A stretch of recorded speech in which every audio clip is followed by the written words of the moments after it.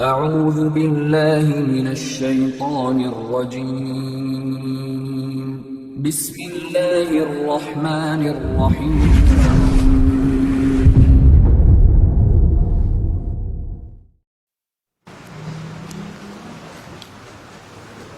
Assalamualaikum warahmatullahi wabarakatuh. Alhamdulillahirabbil alamin wa bihi nasta'in ala umuri dunya waddin wa ala alihi wa ashabihi ajmain wa man tabi'ahum bi ihsanin ila yaumiddin amma ba'du. Allah Subhanahu wa taala pada malam hari ini Allah Taala masih berikan kita semangat untuk terus menuntut ilmu agama, karena kita paham bahwasanya ilmu agama adalah salah satu di antara jalan terbesar yang memudahkan kita untuk menuju surga Allah Subhanahu wa taala. Man salaka tariqan yaltamisu fihi ilman sahalallahu lahu bihi tariqan ilal jannah. Barang siapa yang menempuh suatu jalan, dia menghadiri majelis ilmu agama di antaranya, maka Allah akan mudahkan baginya jalan menuju surga Allah Subhanahu wa taala.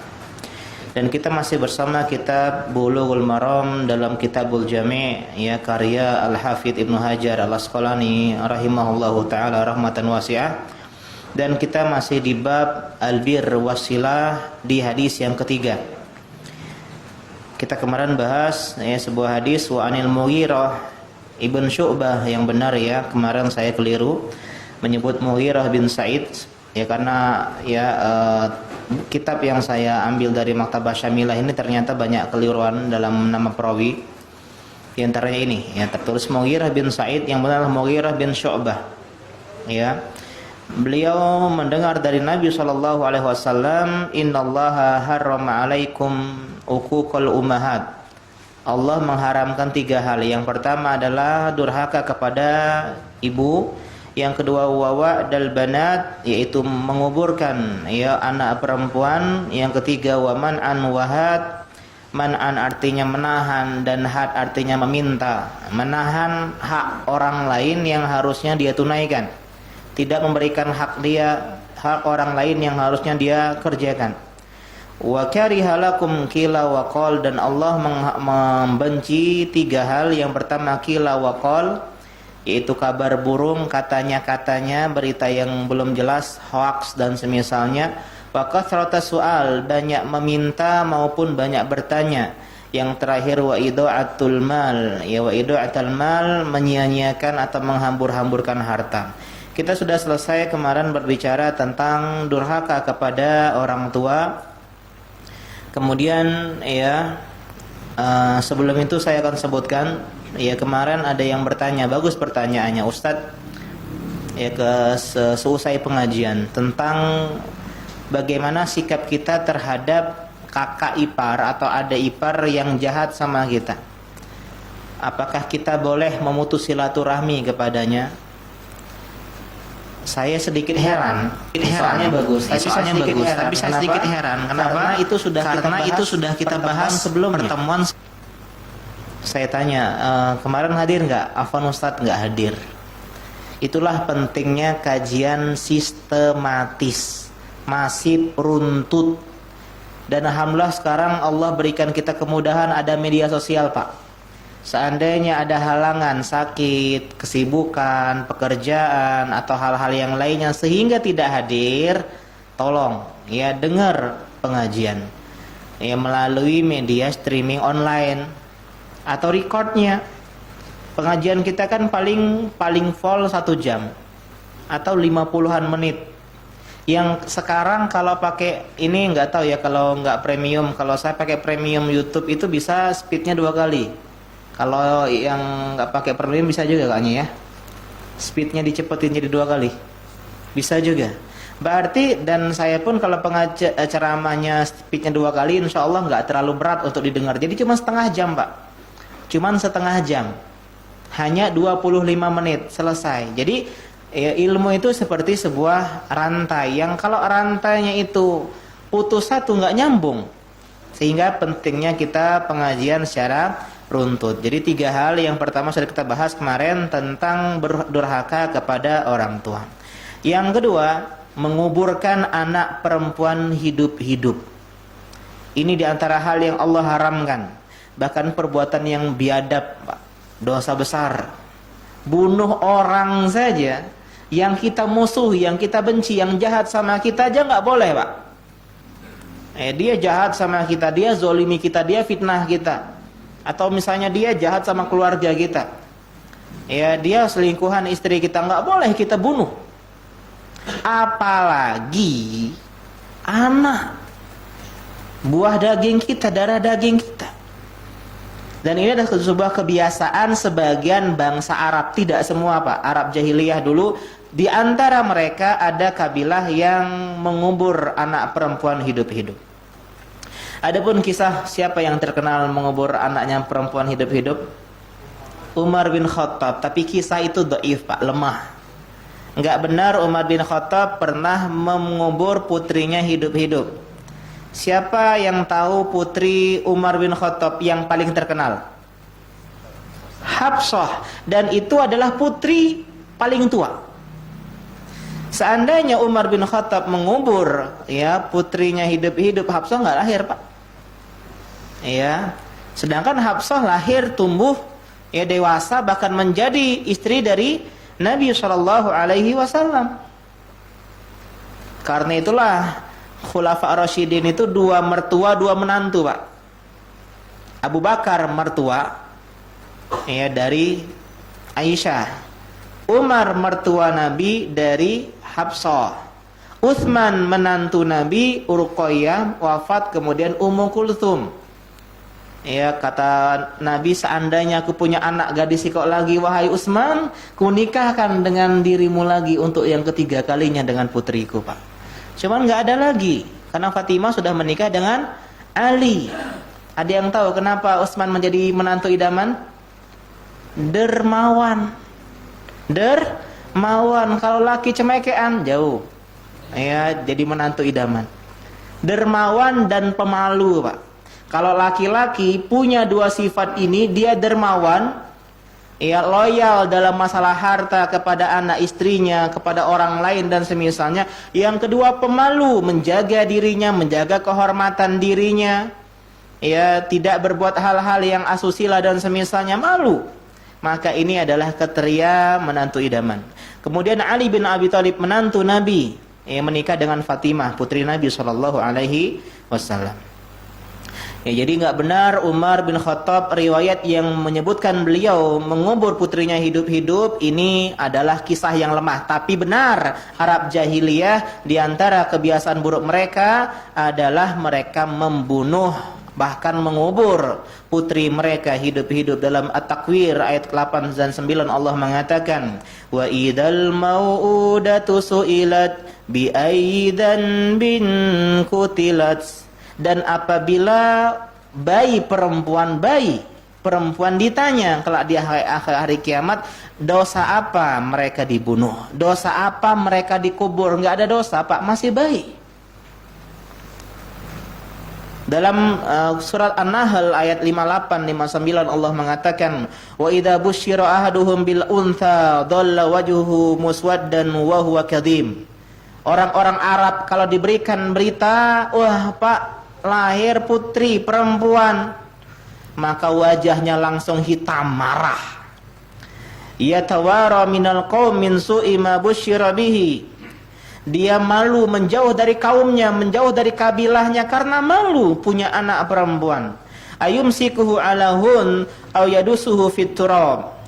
Dia menahan anak perempuan tersebut dalam menanggung malu, atau dia menguburnya ke dalam, atau menaburkan tanah ke dalamnya, maksudnya menguburnya. Ala sa'ama yahkumun, alangkah buruknya apa yang telah mereka kerjakan. Jadi ini diantara standar ganda, Pak. Orang Arab jahiliyah malu punya anak perempuan, aib punya anak perempuan, tapi mereka bilang Allah punya anak perempuan.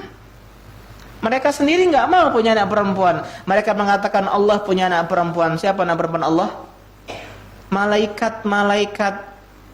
Kata mereka orang-orang Arab jahiliyah Quraisy, Allah punya anak. Orang Yahudi bilang Allah punya anak. Siapa anak Allah versi Yahudi? Uzair. Karena Uzair bisa menghafal Taurat. Mereka nggak jago ngafal. Jadi ketika tahu orang, ada yang hafal Taurat, dijadiin anak Tuhan tuh Uzair. Nasrani mengatakan siapa anak Allah? Isa, putra Maryam, dibilang anak Allah. Ya, anak bapak dan semisalnya.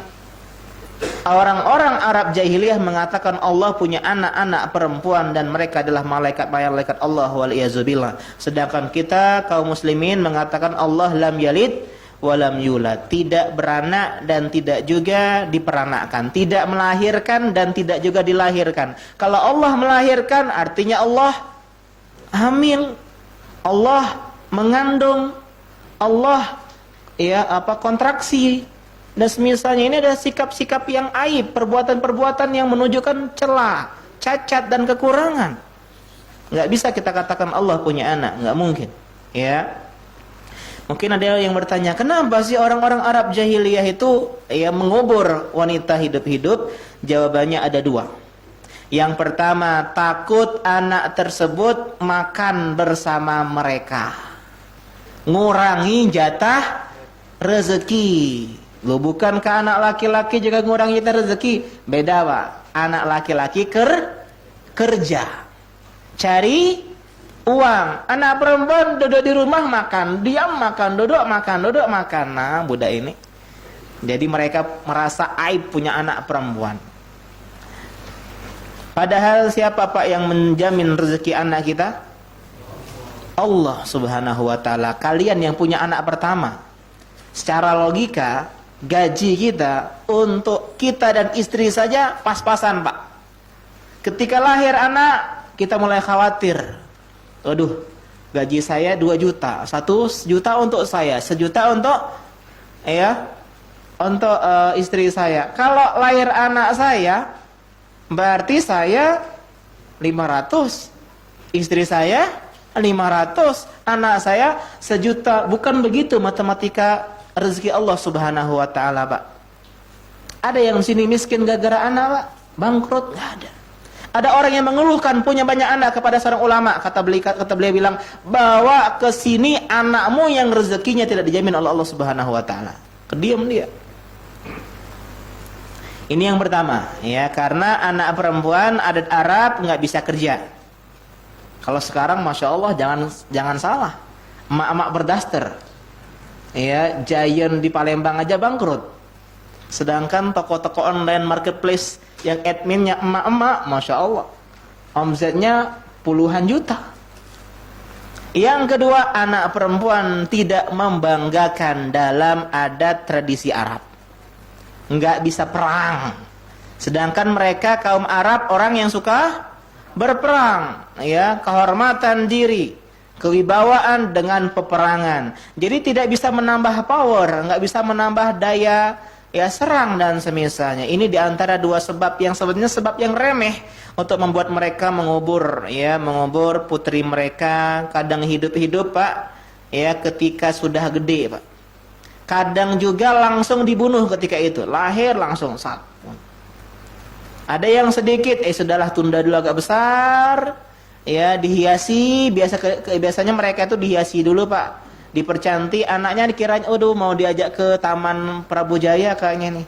Ya, enggak tahu dikubur hidup-hidup waliyazubillah. Bilang ayahku ya Allah, ya. Padahal banyak orang-orang yang di sana mengidamkan punya anak, ini anak malah dibunuh. Sedangkan Islam datang memuliakan perempuan. Islam datang memuliakan perempuan. Allah menjadikan perempuan mulia dengan adanya surat An-Nisa, wanita. Enggak ada surat Ar-Rijal, laki-laki. Ya. Tapi saya pernah sampaikan juga di sini tentang seorang anak SD yang protes. Saya kan ngajar sejarah SD, Pak, waktu di Palembang. Guru SD. Sejarah Nabi. Ya, tentang Arab jahiliyah. Saya sebutin di antara keburukan-keburukan mereka itulah mengubur wanita hidup-hidup ketika kecilnya. Jadi bersyukurlah adik-adik, Islam memuliakan wanita. Ya, ada namanya An-Nisa, surat An-Nisa wanita-wanita, tidak ada surat Ar-Rijal laki-laki. Seorang anak ustadz protes sebagai seorang laki-laki, dia punya ego, Pak. Ustadz, iya, ada di Al-Quran surat laki-laki. Siapa? Apa surat itu? Benar ada Ar-Rijal?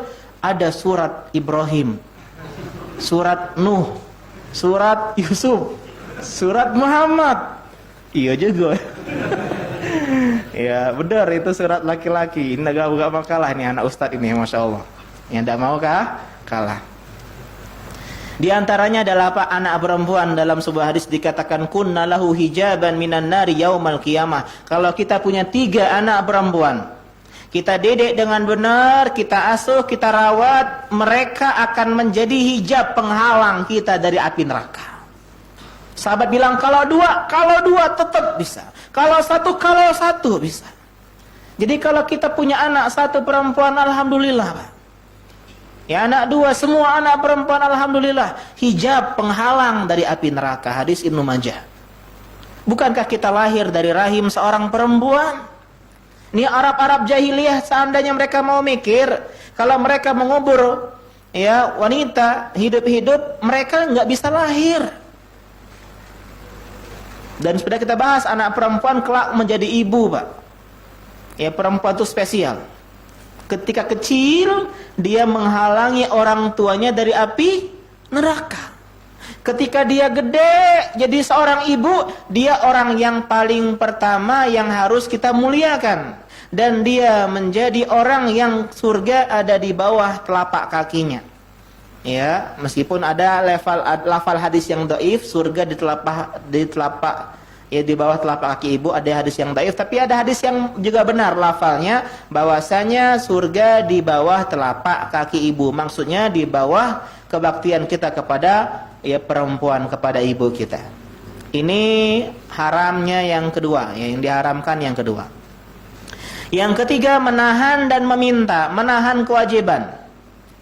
Maksudnya menahan hak orang lain dan kita meminta hak, bahkan hak yang bukan hak kita. Ini banyak orang seperti ini, Mbak. Kita sama pemerintah, pokoknya pemerintah harus sayang sama rakyatnya, sedangkan kita ya rakyat yang tidak taat sama pemerintah.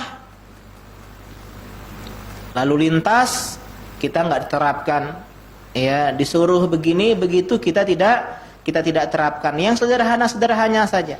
Kita menuntut istri kita untuk mentaati seorang suami. Saya ini seorang suami, tapi kita nggak memuliakan istri kita. Kita menuntut anak kita berbakti. Saya ini seorang ayah, seorang ibu, berbakti kau wahai anak, tapi kita tidak memuliakan dan menyayangi anak kita dengan semisalnya kita sibuk main gadget dan semisalnya. Mereka butuh orang yang mendengar cerita mereka, bermain bersama mereka dan seterusnya. Kita sama orang tua, pokoknya orang tua saya nih harus memuliakan saya, mengikuti kemauan saya, tapi kita nggak berbakti sama orang tua. Kita minta, ya Allah, doa saya berdoa terus, kenapa tidak dikabulkan? Sedangkan perintah Allah tidak kita jalankan, standar ganda. Ini diantara hal yang diharamkan, menahan kewajiban. Kita nggak mau nafkahin istri kita, tapi kita ya minta ya ketaatan dari istri kita. Istri kita nolak, kita ajak, ya kita marah-marah, uring-uringan, sedangkan kita menafkahinya nggak maksimal. Di antara kewajiban orang lain dari kita, dari harta kita adalah yang pertama zakat dan haji. Hablum minallah, perintah Allah Subhanahu wa taala. Yang kedua nafkah. Ini hablum minanas. Uniknya, Pak, kita nggak wajib cari uang untuk bayar zakat. Kita nggak wajib cari uang untuk naik haji, nggak ada dalilnya. Bekerjalah untuk naik haji, nggak ada. Bekerjalah untuk bayar zakat, nggak ada. Tapi ketika ada uang sampai nisab, kita zakat. Ketika ada uang mampu haji, kita haji. Tapi tentang nafkah, kita diperintahkan wajib menafkahin anak istri kita. Wajib kerja untuk nafkahin anak istri. Tidak wajib kerja untuk naik haji tidak wajib kerja untuk bayar zakat, tapi wajib kerja untuk menafkahi. Bahkan suami yang nggak mau menafkahi istrinya dengan alasan istri saya udah kerja, halal digugat cerai ke pengadilan. Ya, insya Allah nggak ada di sini. Semangat semua. Meskipun Pak istri kita PNS, gajinya gede, kita tetap kerja meskipun gaji kita sedikit Pak. Harga diri seorang suami. Ya, harga diri sebagai seorang suami. Jadi jangan sampai standar ganda, nuntut hak tapi kita nggak berikan hak orang lain. Kata Nabi SAW, addu ilaihim haqqahum wa sallallahu haqqakum. Tunaikan kewajiban, artinya berikan hak orang lain. Adapun hak kalian minta sama Allah Subhanahu wa ta'ala. Ini yang bagus. Fokus memberikan hak, minta haknya sama Allah, sama manusia kecewa. Saya sudah jadi suami yang baik, kenapa istri saya begini? Ini ya salah konsep. Saya sudah jadi seorang rakyat yang baik, tapi kenapa pemimpin saya masih zalim dan seterusnya? Sekarang premium tidak ada dan seterusnya. Ya, maka kita katakan minta sama Allah Subhanahu wa ta'ala. Saya udah taat sama suami, tapi suami saya nggak nafkahin saya. Suami saya KDRT, kasar sama kita. Minta hak sama Allah Subhanahu wa ta'ala. Ini 3 hal yang diharamkan. Yang pertama apa? Durhaka. Yang kedua, mengubur ya anak perempuan hidup-hidup. Yang ketiga, menahan dan meminta, menahan hak orang lain dan meminta ya yang bukan haknya. Kemudian 3 hal selanjutnya yang Allah benci, makruh. Tapi ingat Pak, makruh juga artinya haram. Ya, makruh punya definisi 2. Yang pertama makruh litanzih, makruh dijauhi. Artinya makruh tidak sampai haram. Yang kedua makruh litahrim. Jadi kalau ada kata makruh, jangan langsung bilang oh nggak masalah makruh. Perhatikan dulu makruh ini maksudnya apa?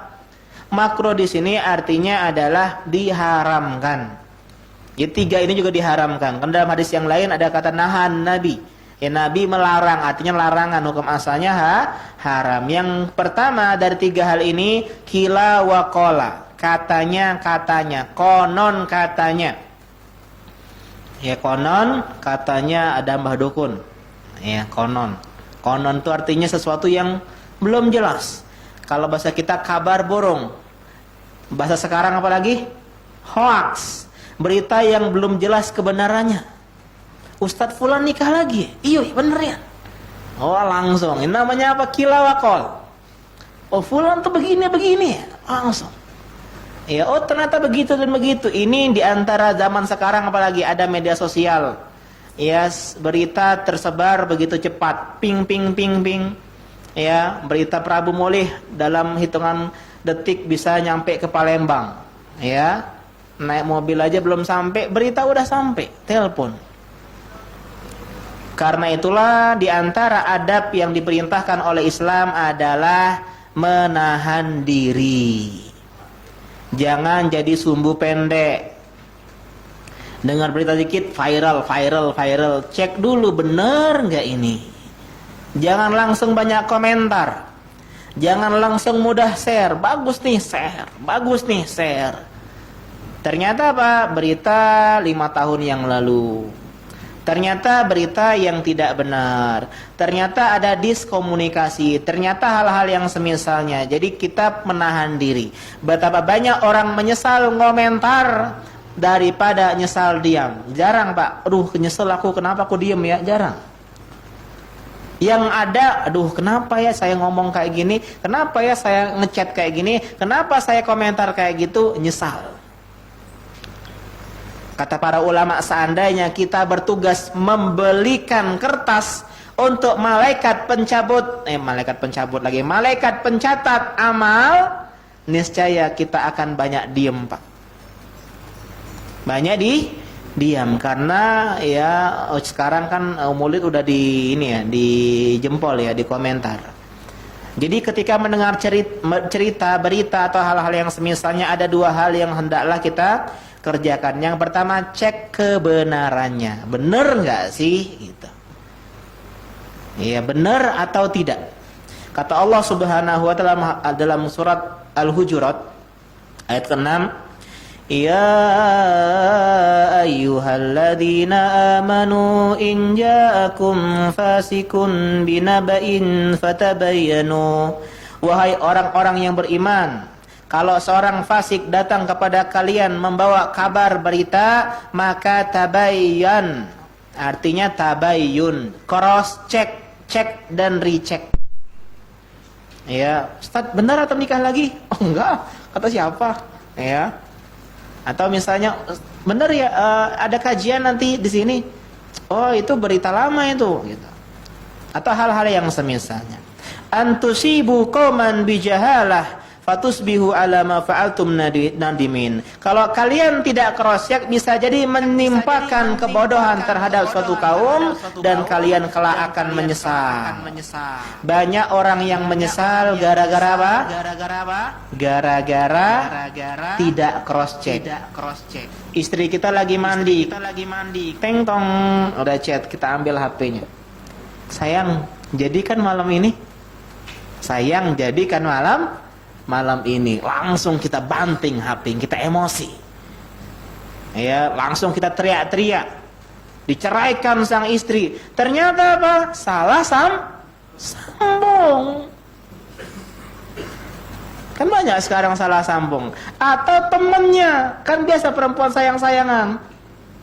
Ya, perempuan sama perempuan kan yang kajian ya siang ini. Beb, ayam bebek. Kalau perempuan wajar Pak, peluk-pelukan. Kalau kita laki-laki yang kau kena delete ini, blokir langsung. Ya, jadi banyak orang yang menyesal gara-gara tidak cross check. Dia udah marah, dia udah salah paham. Ternyata seandainya dia mau terapkan perintah ini, maka dia akan ternyata nggak benar. Santai. Ini yang pertama. Ustadz benar beritanya. Yang kedua, cek maslahat atau tidak. Apa manfaatnya? Berita misalnya teman kita, kelihatan bahwasanya teman kita ya ngerokok di pasar. Teman yang sering ngaji merokok di pasar. Cek dulu benar apa tidak. Tanya teman-temannya, memang dia sering main itu di sini. Yang kedua, maslahatnya apa? Manfaatnya apa nge-share itu? Justru yang ada harusnya kita nasihati baik-baik, ngomong-ngomong. Jangan kita terima berita tersebut atau share, ngomong kemana-mana. Kata Nabi, kafa bil mar'i kadiban an yuhaditsa bi kulli ma sami. Cukuplah seorang dikatakan pembohong, pembual, pendusta kalau dia ngomongin segala hal yang dia dengar. Enggak ada filter lagi, bocor. Yang masuk itulah yang keluar, bocor Pak. Kalau kita kan ini kayaknya nggak penting lah disampaikan, ini kayaknya nantilah, ini kayaknya ada waktunya. Ini jadi berita buruk itu Pak tidak ada manfaatnya. Kalau benar dapat pahala enggak? Wis sebelah itu ngepet caknya. Ngapa tetangga itu gawe dah, mobil baru, kulkas baru, ya renov rumah. Ya, atau misalnya korupsi dan semisalnya. Kemudian datanglah KPK datang. Nah, ionian kan? Lantas dapat pahala apa? Nggak dapat pahala. Ketika berita buruk itu benar, kita nggak dapat pahala.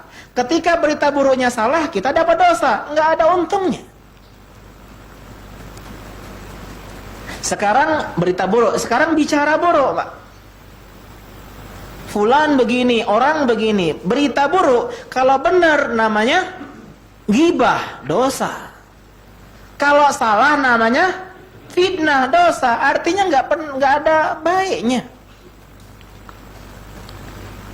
Karena itulah di antara prinsip saya kalau dengar cerita buruk tentang seseorang, gampang. Yang pertama, belum tentu benar. Belum tentu benar. Ustaz tahu udah Ustaz, fulan itu dulunya ngeredit motor, padahal sudah ngaji. Oh, mungkin salah jingok kau tuh. Iya, atau mungkin bukan kredit dia tuh. Ya, dia tuh tunai. Atau kredit tapi nggak riba dan semisalnya. Kita anggap aja beritanya salah. Ini poin yang pertama. Seandainya benar, gampang saja. Mungkin dia sudah berubah. Mungkin dia sudah bertobat. Sedangkan kata Nabi, at-taibu minazan bikaman lazan balahu, yang bertobat dari dosa seperti tidak ada dosa. Selamat hati kita, Pak. Nggak pernah memandang jelek orang lain. Ini kilawakala ini bahaya, Pak. Zaman sekarang apalagi. Ya. Yang kedua sekarang, banyak bertanya. Banyak bertanya dan banyak meminta. Kathratu su'al. Kok bertanya diharamkan sih? Sedangkan kata Allah, fas'alu ahla dzikri in kuntum la ta'lamun. Tanya kalau kalian enggak tahu. Ya, ini diantara dalil bahwasanya Islam itu sempurna. Ada gus-gus yang baru ini ngomong Islam tidak sempurna. Ya, kati agu itu namanya. Ya. Memang kalau orang udah dekat dengan kekuasaan, Pak, bahaya. Ngomong udah enggak waras lagi, ngawur semuanya. Ya, memainkan hadis-hadis Nabi sallallahu alaihi wasallam, mengatakan Islam tidak sempurna, sempurna hanya milik Allah. Dikira Islam itu bikinan siapa? Iya, tetangga sebelah. Islam sempurna.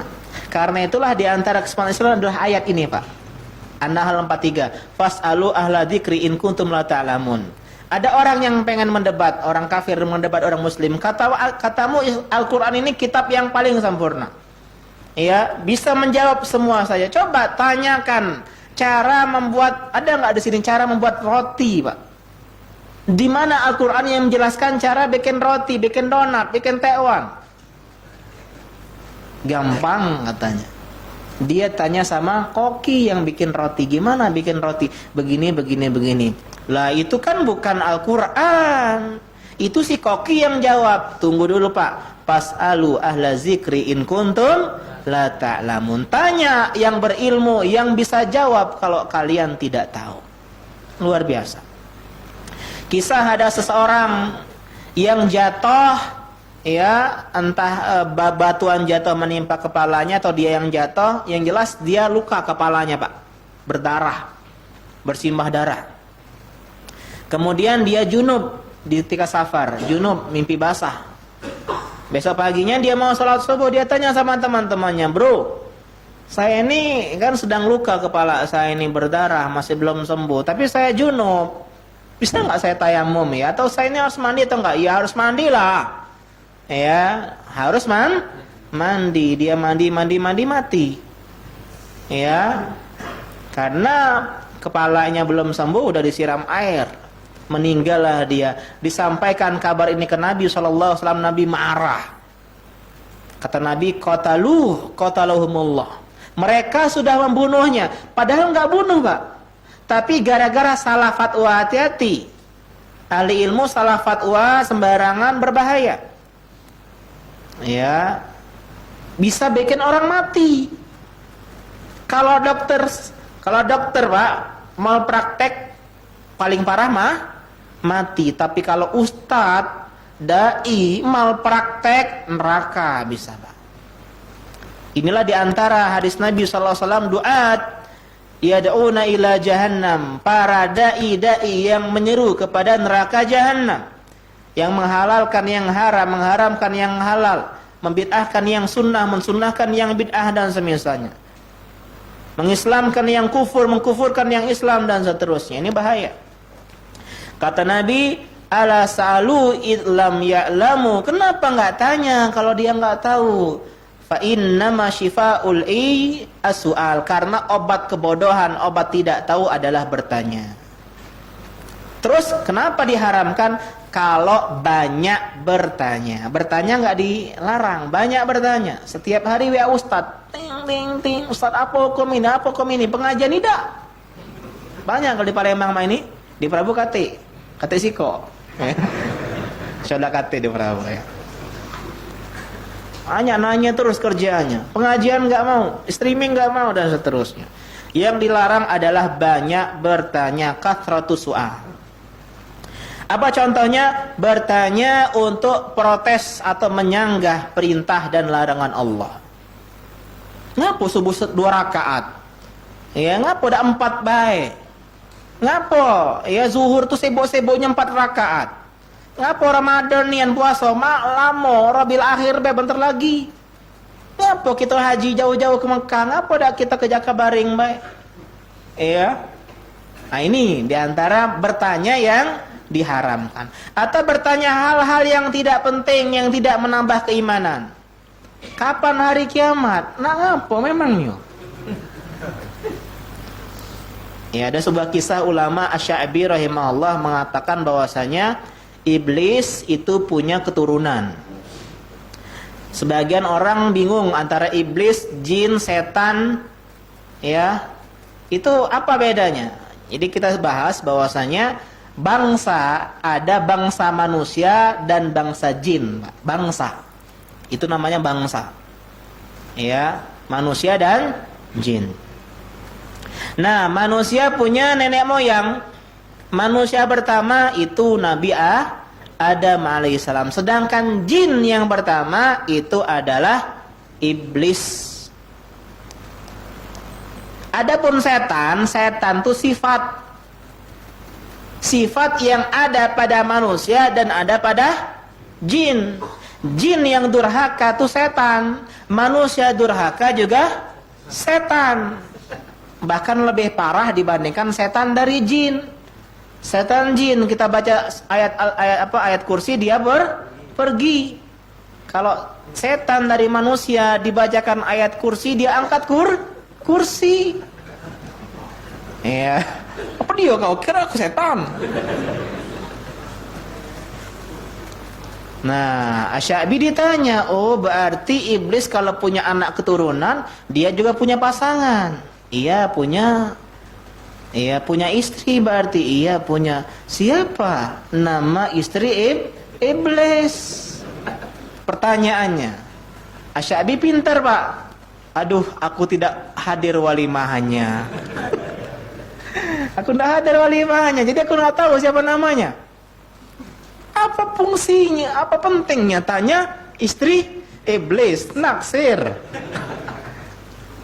Atau contohnya, apa warna kulit anjing Ashabul Kahfi? Ini adalah pertanyaan-pertanyaan yang tidak penting. Hukum makan daging dinosaurus. Ya. Di antaranya yang sekarang lagi viral adalah bumi bulat, bumi datar. Emang kalau bumi bulat, bumi datar menambah keimanan, menambah tauhid, dapat pahala? Enggak usah debat-debat masalah flat earth dengan globe earth dan misalnya. Atau bertanya dalam rangka mengejek-ngejek, mengolok-ngolok, ini enggak boleh, ya diharamkan. Bertanya dalam syariat Islam tentang mengejek. Emang boleh ya? Lanang tuh nikah 4 kali. Misalnya dia pengen mengejek syariat poligami, enggak boleh. Ya. Atau hal-hal yang semisalnya, wallahu taala alam. Atau hal-hal yang belum terjadi. Ustaz, kalau saya di bulan sholatnya menghadap kemana arah kiblatnya? Oh iya nanti ya kalau di bulan telepon lah lagi karena belum terjadi. Ya, ada yang nanya, Ustadz, mizan timbangan di hari kiamat itu terbuat dari emas atau perak? Dibalas oleh ustadznya, ya, chat ini lewat surat. Min husni islamil mar'i tarkuhu ma la ya'ni. Di antara tanda baik Islam seorang meninggalkan yang tidak bermanfaat. Apa hubungannya kalau dia, ya, ada yang nanya sama anak kemarin, Ustadz, siapa ya kaumnya Nabi Sulaiman yang bisa memindahkan singgasana Balkis dalam sekejap mata? Ya, apa fungsinya mengetahui hal tersebut? Allah tidak sebut namanya di Al-Quran, artinya tidak penting tahu hal tersebut. Ya, tidak penting. Ya, ada yang ulama ditanya, kalau kita mandi di sungai boleh ngadap kemana? Ngadap ke arah baju, takutnya bajunya dicuri gitu ya namanya. Termasuk juga larangan banyak meminta, karena soal itu ada 2 makna. Soal artinya meminta, ada yang artinya bertanya. Larangan meminta. Kalau para sahabat itu pak, ulama salaf itu susah untuk minta tolong. Bahkan orang-orang miskin dikira kaya karena tidak pernah meminta. Bahkan mereka itu kalau tongkatnya jatuh, mereka lagi naik kuda, tongkatnya jatuh, kalau kita, akhi tolong akhi ambilin gitu ya. Kalau mereka enggak, mereka turun sendiri, mereka ngambil sendiri. Sedangkan zaman sekarang kita mudah meminta-minta, hati kita enggak minta sama Allah Subhanahu wa taala, mudah minta tolong. Padahal kita mampu. Kecuali yang kita enggak mampu bisa minta tolong. Ya, misalnya kita ya kendaraan ya kita sedang rusak, tolong akhi jemput anak pengajian, boleh. Ya, atau semisalnya. Ya kenapa larangan meminta ini meminta diharamkan? Merendahkan izzah, wibawa. Inilah bedanya manusia sama Allah diantaranya. Ya, padahal banyak bedanya. Allah kalau kita jarang minta, Allah marah. Kalau manusia kita banyak minta, malah kita marah, dimarah. Oh ini minta terus, minta terus. Karena itulah dalam Islam diharamkan meminta-minta, mengemis. Keenaan ngemis, nggak mau kerja. Ya.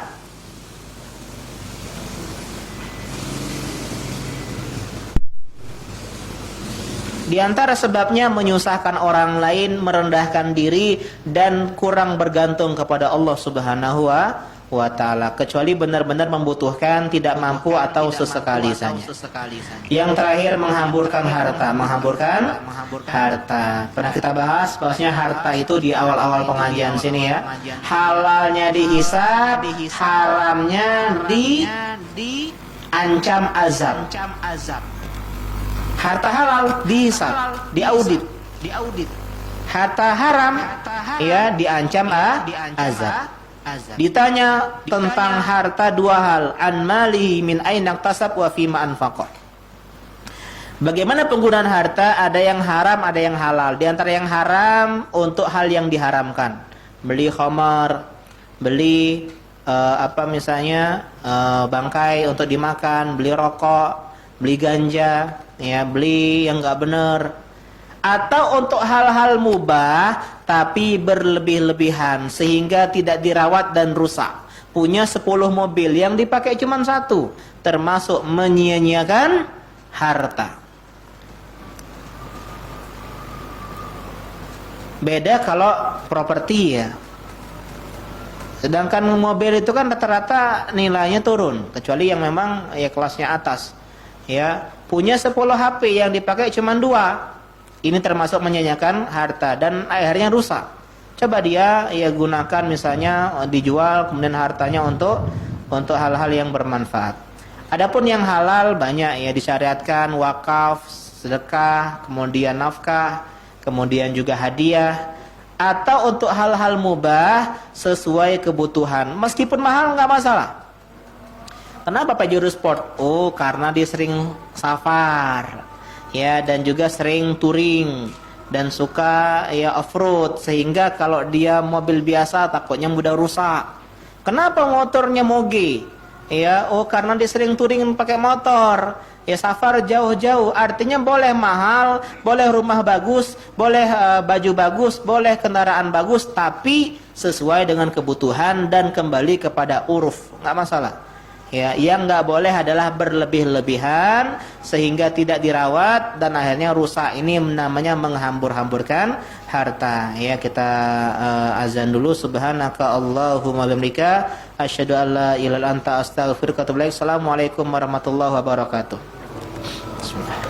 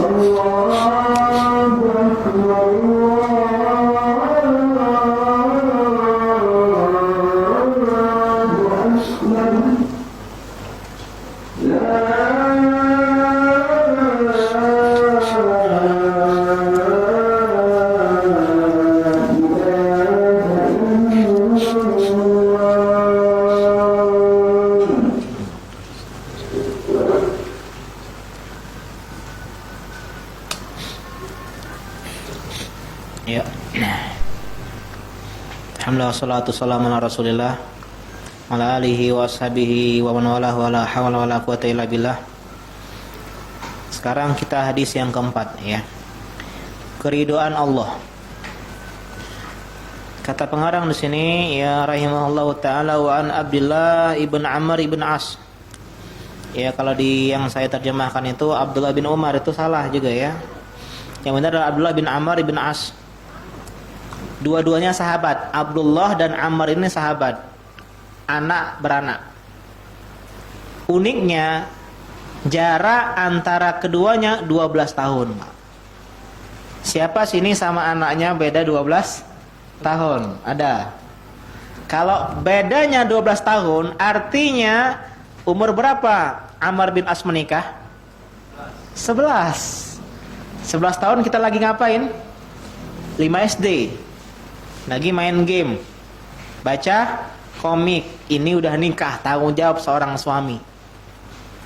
Ammar bin As bin Wa'il ya, dengan anaknya Abdullah bin Amr bin As radhiyallahu ta'ala anhuma.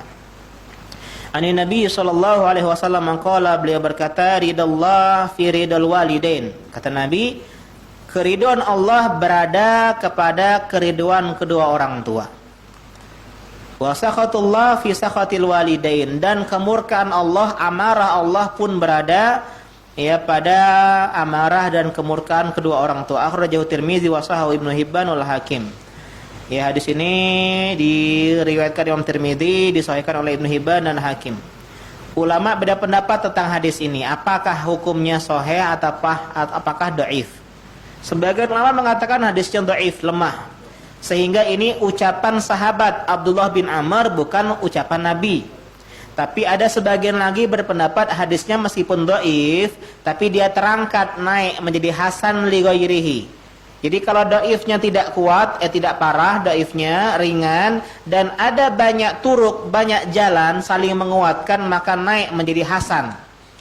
Jadi sahih, hasan, dhaif. Kalau dhaifnya lemah, ya kemudian dhaifnya ringan, kemudian saling menguatkan, dia naik menjadi hasan li ghairihi. Ini pendapat Syalbani rahimahullahu taala. Jadi Pak, Allah ridho kalau orang tua kita ridho. Allah murka kalau kedua orang tua kita murka. Dan ini bukan sekali dua kali Allah menggandengkan antara Allah dengan orang tua. Di antaranya dalam Al-Isra 23. Wa qada rabbuka alla ta'budu illa iyyahu wa bil walidaini ihsana.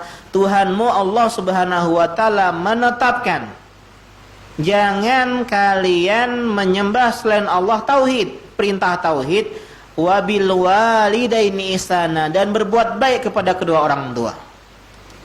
Jadi digandengkan antara Allah dan orang tua.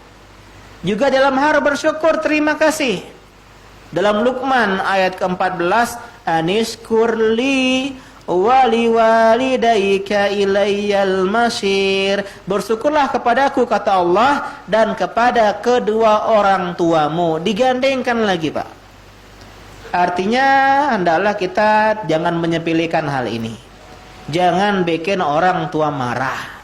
Jangan bikin orang tua kita murka. Bikinlah keduanya ridho. Apalagi kalau kita berada dalam kesempatan emas bisa menjumpai mereka di masa tua mereka. Nabi pernah naik mimbar bilang amin, amin, amin 3 kali. Sahabat keheranan, kok bilang amin 3 kali, ini jarang Nabi kayak gini.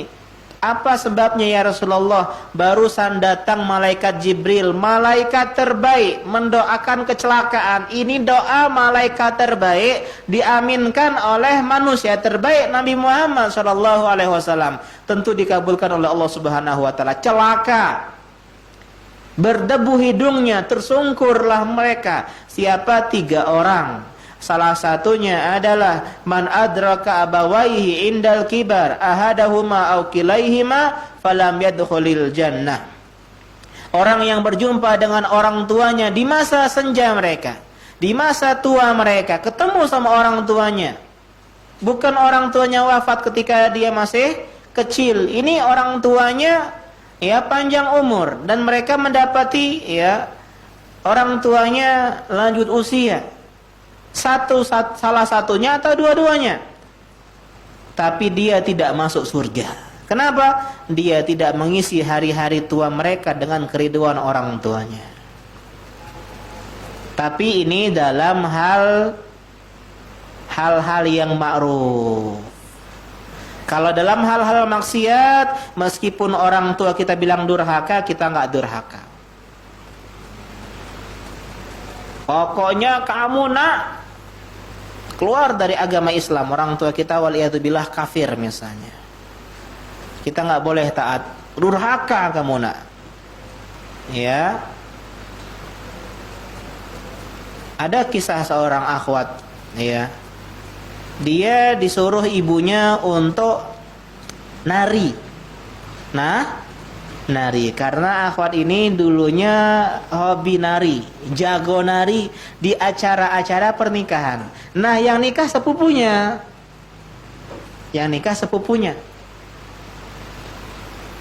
Kemudian ya, dia sudah kenal hijrah, kenal hidayah sunnah. Orang tuanya karena sepupunya ini mau nikah, dia minta nari. Ya, di walimah-walimahan begitu, dilihat oleh orang-orang dan semisalnya dengan lenggoknya dan semisalnya. Ditolak oleh akhwatnya, ibunya marah. Gimana Ustaz? Ibu saya bilang saya anak durhaka. Insya Allah bukan anak durhaka, tapi caranya baik-baik. Kayak Sa'ad bin Abi Waqqas. Ya, Sa'ad bin Abi Waqqas punya ibu yang kafir ketika itu. Nggak mau makan, nggak mau minum. Bayangkan kita di posisi tersebut. Pokoknya kau jangan lagi pengajian-pengajian itu di Anwar itu, aku ibu tidak setuju. Ibu tidak galak makan, tidak galak minum, dan kau tidak galak berhenti dari sana. Ini Sa'ad bin Abi Waqqas disuruh kufur, disuruh keluar dari agama Islam. Kata Sa'ad, wahai ibuku, seandainya kau punya 100 nyawa, mati sekali, mati lagi 2 kali, keluar nyawa tersebut berkali-kali. Alangkah sedih lihat orang tua kita meninggal, hidup lagi, meninggal, hidup lagi, semuanya 100 kali. Ya, ma taraktu hadzal din, aku tidak akan meninggalkan agama ini wahai ibu. Kalau ibu mau silakan makan, kalau ibu mau silakan enggak makan. Ngelihat keteguhan Sa'ad, ibunya pun makan karena lapar mungkin. Turunlah firman Allah berkaitan dengan ini, wa in jahadaka ala an tusyrika bima laysa laka bihi ilm. Kita bahas juga kemarin ini. Fala tuti'huma wa sahibuhuma fid dunya ma'rufa. Kalau mereka menyuruh engkau kufur, keluar dari Islam, berbuat syirik, dosa paling besar, zalim paling besar, jangan taati, tapi tetap bergaul dengan baik, tetap berbakti. Sebagian orang nggak mau berbakti. Orang tua saya jahat Pak Ustaz. Saya sejak kecil ditelantarkan. Dia meninggalkan saya dan ibu saya. Dia tidak menafkahin saya. Dia bla bla dan bla. Atau KDRT lah semisalnya lah. Tidak mendidik saya dengan benar semisalnya. Tetap harus kita berbakti. Kenapa? Karena itu semua tidak di bawah, tidak di atas kesyirikan Pak. Kalau orang tua syirik, nyuruh kita syirik saja, wajib ditaati. Ya, dalam hal-hal yang lain yang kebaikan, apalagi cuman masalah KDRT, nggak nafkahin kita, kasar sama kita, salah didik kita, nggak pantas kita menanam kebencian kepada orang tua kita, Pak. Kalau orang tua kita nggak sayang sama kita, udah dibunuhnya kita sejak kecil, Pak. Ya, tapi enggak. Ya, sebab setelah izin Allah, kemudian orang tua kita lah kita ada di dunia. Kita bisa menikmati indahnya hidup, bertemu dengan orang-orang yang baik, menjalani hal-hal yang indah, kesukaan kita, membangun rumah tangga, bekerja, punya anak, itu jasa orang tua kita. Jadi kita cari keridhaan mereka, ya. Tetapi ulama mengecualikan dalam beberapa hal. Yang pertama, melarang belajar ilmu agama. Ya, kalau orang tua melarang kita belajar ilmu agama yang merupakan ilmu fardu ain kepada kita, belajar akidah, belajar tauhid, belajar fikih ibadah, maka kita nggak wajib taat, tapi boleh main kata, Pak. Pokoknya kau tidak boleh lagi ke Anwar-Anwar itu, ibu tidak setuju nih, tete. Iya bu, tidak. Dalam hati tidak salah lagi. Nah kemana kau? Malam Jumat ini. Nak ketemu kawan bu. Nak ketemu kawan. Ya benar kan, ketemu kawan di sini, masa musuh? Ya. Jadi bermain kata. Ini yang pertama. Yang kedua, ketika orang tua nyuruh kita menceraikan istri kita. Biasa kadang istri kita sama mertua kita kan kurang, ya kadang ada kurang salah paham, diskomunikasi. Pokoknya kau naik cerai ke bini kau, si kau itu kati aguk nan dia. Ya. Suara hati istri ini. Kemudian apa? Kemudian kita tidak wajib untuk mengikuti perintah orang tua kita. Meskipun orang tua kita nggak ridho. Ya, ada yang bilang, Imam Ahmad pernah ditanya begini, oh nggak usah, kata Imam Ahmad, jangan taati. Tapi kan Umar bin Khattab menyuruh Ibnu Umar menceraikan istrinya, dikerjakan oleh Ibnu Umar. Nabi Ibrahim menyuruh Nabi Ismail menceraikan istrinya, diceraikan. Iyo, kalau bapak kau Cak Umar, kata Imam Ahmad. Kalau kita kan banyak gara-gara sensitif, bukan gara-gara agama. Kecuali gara-gara agama. Ya, misalnya ada perempuan, suaminya nggak sholat, pemabuk, main tangan, nggak kerja. Sudahlah, gugat cerai biar ke pengadilan, laju. Ya, kecuali masih pengen bersabar, bersabar. Sebagaimana Asiyah bersabar, suaminya apa? Fir'aun. Ya, suaminya Fir'aun, Asia bisa masuk surga. Jadi kita itu Pak, surga kita nggak tergantung pasangan kita Pak. Seandainya pasangan kita punya kekurangan, kita tetap nasihati, dakwahi. Seandainya masih kayak gitu juga, itu nggak berpengaruh terhadap akhirat kita. Yang penting kita sudah berusaha. Ya, Nabi Lut alaihissalam, istrinya durhaka. Ya, termasuk yang membantu para kaum pelangi itu. LGBT dan semisalnya, ya, tetap Nabi Lut alaihissalam mulia, ya, mulia. Jangan minder kalau istri kita belum ngaji, maksudnya ya jangan, sebagian kita ini bukan gara-gara kebaikan diri istri kita, tapi karena nggak keenakan. Ya, kita dakwahin istri kita biar karena kita nggak enak. Kita, istri kita sendiri yang belum ngaji, berarti bukan karena Allah Subhanahu wa taala, takut dicela kawan. Masa istri kau masih main TikTok? Ya, iya sudah ku nasihati dia. Kita malu, ya, bukan gara-gara pengen kebaikan kepada istri kita, tapi cuman gara-gara takut dicela oleh teman-teman kita. Jadi intinya kita berusaha, ya. Tapi bedakan antara perintah dengan saran, Pak. Kalau saran boleh kita tolak dengan baik. Nah, PNS lah, ikutlah CPNS tuh. Ya, maaf Bu. Ya, kayaknya susah ini nak terikat. Kalau PNS kan harus terikat, nggak bisa kemana-mana, nggak bisa ini ya. Susah dakwah nanti bla bla bla bla. Nggak masalah kalau saran. Tapi kalau perintah meskipun bertentangan dengan pilihan kita, maka mengalahlah. Kita pengen jurusan kedokteran. Ibu kita pengen misalnya kita ngambil pendidikan SPD. Ya, bahkan nyuruh. Pokoknya karena semua keluarga kalau SPD semua. Sarjana penuh derita, enggak ya? SPD semua pokoknya. Jadi kita mengalah. Mungkin disitulah kebaikan yang Allah berikan kepada kita. Tapi sebagai orang tua kita Pak, dari sisi yang lain jangan memaksakan pilihan kita. Ajaklah anak diskusi, terbuka, sharing. Belum tentu apa yang kita pilihkan baik untuk mereka. Belajarlah mereka, latihlah mereka bertanggung jawab, memilih apa yang mereka inginkan. Kita hanya mengarahkan saja. Abi, adek mau ini sekolah perbankan, aduh jangan deh, ya baru. Ya, ada ibu pengen ini pengen jadi ini misalnya, pengen jadi partai politik, ya, ikut ilmu hukum biar jadi ahli politik terus misalnya, baru kita arahan. Adek pengen jadi arsitektur, oh bagus deh, bagus, silakan. Sesuai dengan bakat adek, suka gambar-gambar tuh, lihat tuh dinding. Dinding coret-coretan semua waktu kecil. Jadi intinya apa? Sering ada yang namanya komunikasi orang tua dan anak. Ya, sering ngobrol. Kalau lagi makan, makan bareng, ada ruang makan sendiri, jangan depan TV, matikan HP, ngobrol, cita-cita masa depan. Ini di antara hal-hal yang sudah mulai hilang sekarang Pak di dunia zaman sekarang. Zaman kita dulu kalau yang namanya makan itu di meja makan ngobrol bareng sama orang tua, bicara cita-cita, bicara. Jadi ada komunikasi. Sekarang enggak.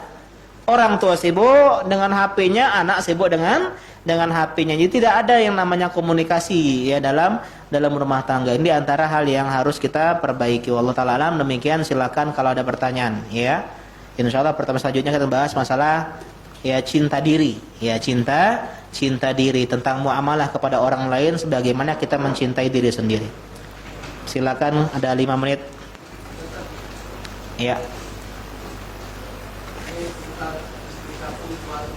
Oh, Masya Allah ya, 1, 2, 3, 4 9 totalnya. Enggak ya? Istrinya ada 4 Ustaz. Iya. Masing-masing mempunyai anak. Iya. Mempunyai anak ini kan mempunyai mantu. Iya. Mantu ini apakah mahram dengan istri yang lainnya? Iya. Bagus pertanyaannya. Iya. Ibu tiri berarti. Iya. Ibu tiri. Iya. Jadi misal saya, ya jangan saya ya, orang lain. Ada orang lain, Pak. Kita sama ibu tiri, ya kita sama ibu tiri itu mahram. Bagaimana kalau pasangan kita, ya mertua, ya mertua. Maka kita jawab mertua, ya mertua yang lain, maksudnya mertua saudara tirinya. Maka jawabannya adalah, ingat mertua itu adalah orang tua kandung istri. Perhatikan, orang tua kandung istri. Jadi kalau orang tua tiri, istri kita punya orang tua, punya kandung atau tiri. Nah, kita nggak boleh lihat aurat mertua kita. Kita nggak boleh salaman sama mertua kita, karena mertua kita bukan ibu kandung istri, tapi ibu tiri, bukan mahram. Jadi penting yang punya istri, ya punya istri ya. Itu orang tua itu, ibu kamu sekarang nih ibu kandung, alhamdulillah ibu kandung, bisa salaman. Ya boleh ngelihat ngelihat rambutnya dan semisalnya. Tapi kalau ibu istri kita punya ibu tiri, maka ibu tiri hanya cinta kepada ayahku saja, enggak ya? Ibu tiri bukan mahram. Ibu tiri istri bukan mahram bagi kita. Apalagi kalau saudara-saudara tiri yang lain. Jadi enggak. Ya, jadi antara pernikahan itu cuma 4, Pak. Mahram. Yang pertama adalah ibu kandung istri, anak kandung istri, anak tiri. Ya. Kemudian ibu tiri, ibu tiri. Kemudian istri dari anak, mertua menantu, anak tiri, ibu tiri, itu yang mahram. Tapi yang tadi mertua menantunya kandung semua kan, kandung. Ya, jadi kalau misalnya kita punya anak kita, ya anak kita nikah atau istri, ada seorang istri, kita punya menantu, cuman menantu tadi bukan menantu kandung kita. Jadi itu anak tiri kita nikah sama seorang perempuan, anak tiri kita, maka perempuan itu bukan mahram kita karena bukan istri dari anak kandung. Itu diantara yang bisa dipaham. Iya. Salah mahram ya. Silakan, ada lagi?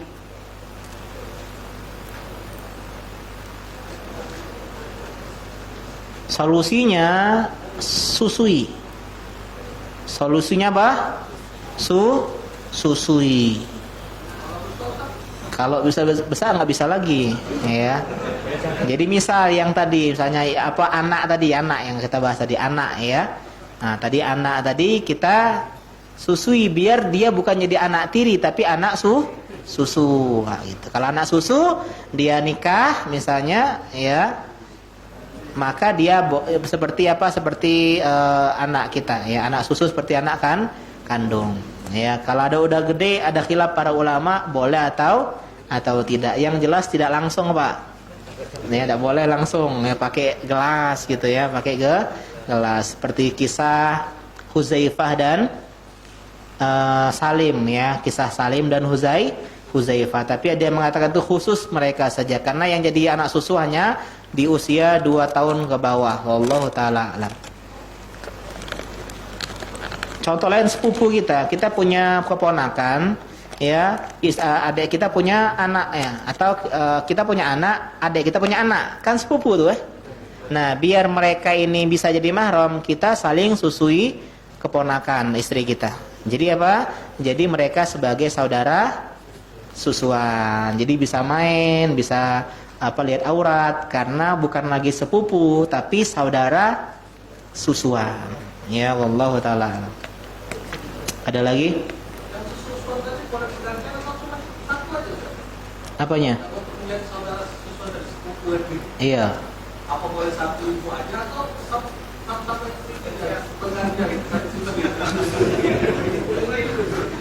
Iya, minimal 5 kali susuan, Pak. Minimal 5 kali. Tergantung yang mau jadi mahramnya siapa.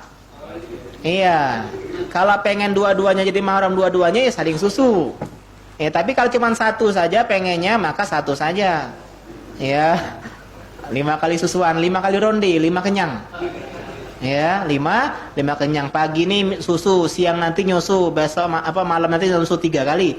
Lusanya besoknya 2 kali, pagi sama sore baru 5. Kalau cuma 5 kali teguk itu enggak dikatakan susuan. 5 kali kenyang. 5 kali kenyang. Ya. Fikih persusuan ini ya.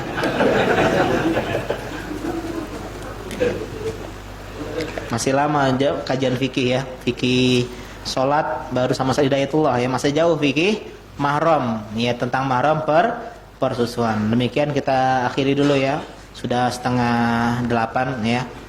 Kita akhiri. Subhanaka Allahumma bihamdika asyhadu an la ilaha illa anta astaghfiruka wa atubu ilaik. Assalamualaikum warahmatullahi wabarakatuh.